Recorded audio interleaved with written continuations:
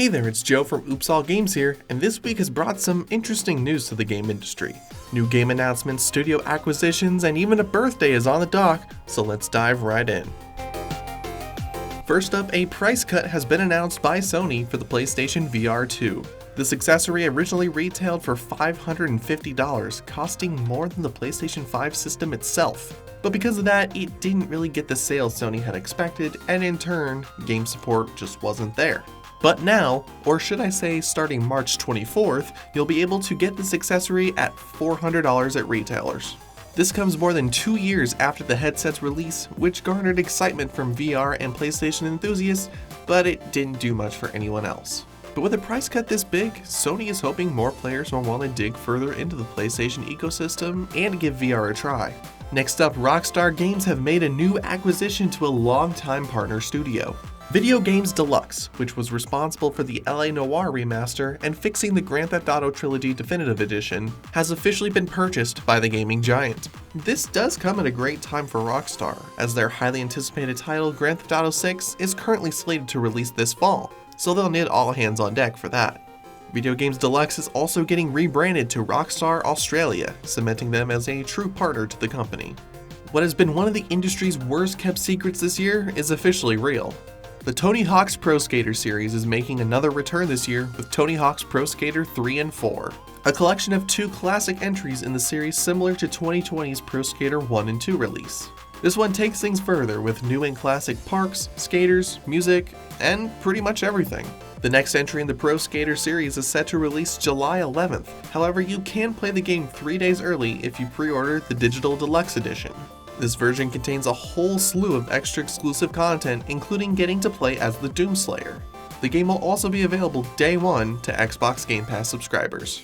As weird as it is to say, the Nintendo Switch is officially 8 years old. This console released back on March 3rd, 2017, and ever since it has been selling like crazy.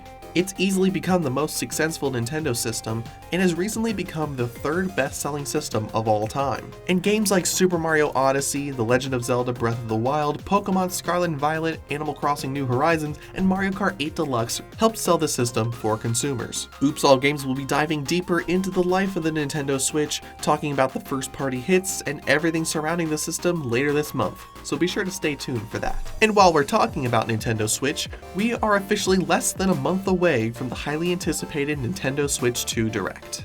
This presentation, set to premiere April 2nd, is expected to showcase all the new features the next generation of Nintendo has to offer, as well as what first-party support the system will get in the first year or two.